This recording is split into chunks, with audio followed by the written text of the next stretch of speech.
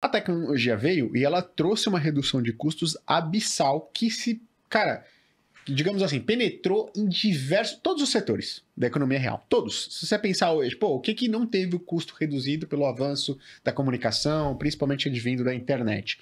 Tanto é que esse é um dos pontos que vários economistas dizem porque que os Estados Unidos e o mundo passou por um período de redução da inflação muito forte e que conseguiu fazer com que os Estados Unidos mantesse essa taxa de juros dele lá em 2 por muito tempo. E aí tá me trazendo um aspecto agora que você falou, pô, imagina a redução desses custos de vários outros que a adoção do mercado cripto, né, pode gerar. Aí a minha pergunta para vocês é, vocês acham que com a expansão, com a adoção cada vez mais do mercado cripto, aí eu não tô falando nem tanto do ponto de alocação de ativos para tentar gerar dinheiro e tudo mais, mas o mercado cripto, blockchain, entrando na vida das pessoas, isso tem o poder também de jogar a inflação, mais uma onda desinflacionária para o mundo, como, por exemplo, a internet, a tecnologia, ela trouxe nos últimos anos e décadas? Cara, assim, eu acho mega complexo, isso não tem a pretensão de ter uma resposta. Porque eu tenho muito uma visão de que as pessoas elas vão usar cripto sem saber que elas usam. Porque quando a gente fala de cripto, a gente fala de protocolos e tudo mais. Por exemplo, a internet tem um protocolo, HTTP, por exemplo. Mas ninguém aqui fica se preocupando muito com isso na hora de usar a internet. Então, assim, para a grande massa da população, você não tem que saber a parte técnica. Você sabe que ela melhora a sua vida. Então, a internet melhorou ao longo das últimas 2, 3 décadas. O seu sistema financeiro, né, que vai refletir no seu aplicativo de banco, no seu aplicativo de pagamentos, no seu cartão, ele vai melhorar nos próximos anos. É uma certeza. Com cripto ou sem cripto. Provavelmente vai ter mais inserção de blockchain ali. Agora, eu acho que isso não vai mudar tanto o aspecto da impressão de dinheiro por bancos centrais. Uhum. Porque ali, assim, eu não sei, talvez eu tenha uma visão muito realista, assim, talvez uma visão mais utópica isso possa bater de frente, porque aí a gente pode entrar no... Cara, o dólar vai entrar em colapso, vai ter que ter algum cenário em que o Bitcoin vira uma... Enfim, não sei quão rápido é isso. Mas eu acredito que as pessoas vão ter uma experiência muito melhor e mais barata para o sistema financeiro. Melhorias vão acontecer, mas acho muito difícil a gente tentar pesar exatamente até que ponto que vai, para qual dos extremos vai, né? Uma coisa no meio do caminho vai acontecer. Não sei se você concorda.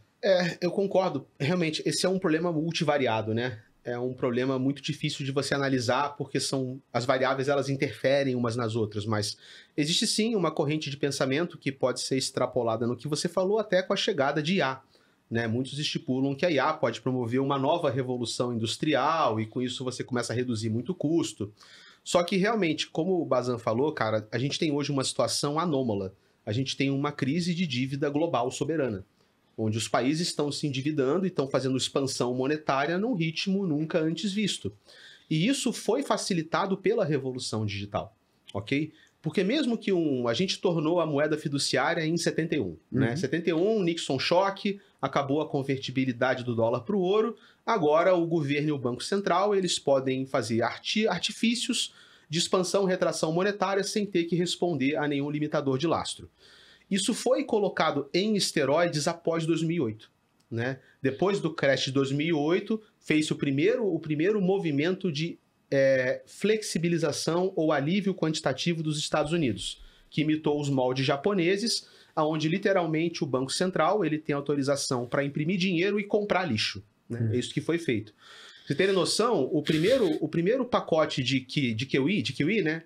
De alívio quantitativo do Fed, após a crise de 2008, foram 600 bilhões de dólares impressos do nada para comprar 25% de todo o lixo do mercado imobiliário. Todo aquele lixo subprime. E até 2008, o Banco Central, que nasce em 1913, nunca tinha comprado 1 centavo em mortgage, em dívida imobiliária. Nunca. E do nada, ele imprime 600 bi e compra 1/4 do mercado. Só que não parou por aí, porque 600 bi foi a primeira rodada de QE.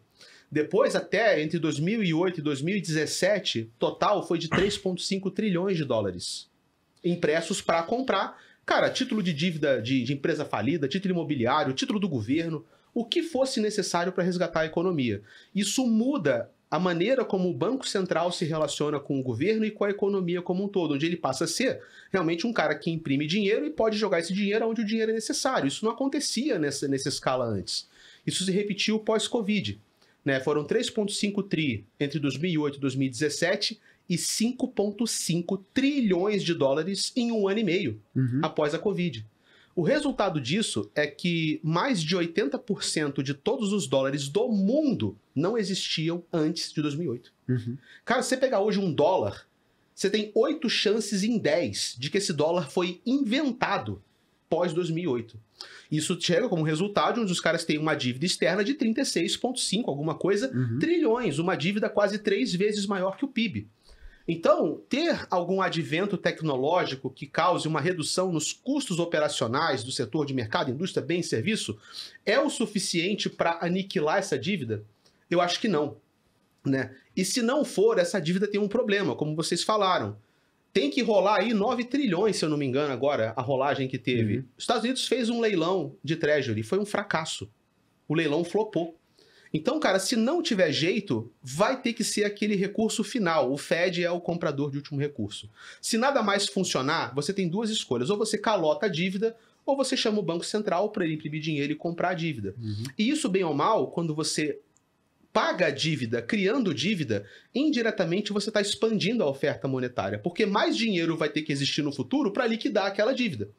Então isso gera uma pressão inflacionária indireta, que a gente não chama de inflação. Alguém da escola austríaca diria isso. Isso aqui é inflação, porque você está fazendo alguma medida que vai ter que expandir, inevitavelmente, a oferta monetária. Isso tem consequências. Então, enquanto você tem essa dívida monstruosa, e se ela continuar rolando em si mesma, e hoje o serviço dessa dívida já é mais caro do que o gasto com defesa, que é uma coisa que o Ray Dalio fala que é o princípio do fim dos grandes impérios, quando eles gastam mais com dívida pública do que com defesa, não sei se, cara, uma nova revolução industrial é o suficiente para resolver esse problema. Aí, para mim, o que vai acontecer, cara, é alguma coisa na linha do Fórum Econômico Mundial de Davos, onde os ultrabilionários se reúnem e discutem o grande reset, entendeu? Tipo, ó, vamos dar aqui uma cacetada, resetar a economia global, vocês não terão nada e serão felizes, e a gente vai reinventar esses números. Porque os números, pra mim, não me parecem sustentáveis. E não só pra mim, porque eu sou um careca cabeludo filósofo de cripto, velho. Mas, porra, pra vários economistas e vários analistas, inclusive caras como o Ray Dalio, que falam, isso não tem como dar certo. Esse sistema, matematicamente, a conta final dele é uma conta de insolvência. Então, alguma coisa vai acontecer no meio do caminho, né? Eu não sei se, pô, isso seria o suficiente pra reverter esse endgame, sacou?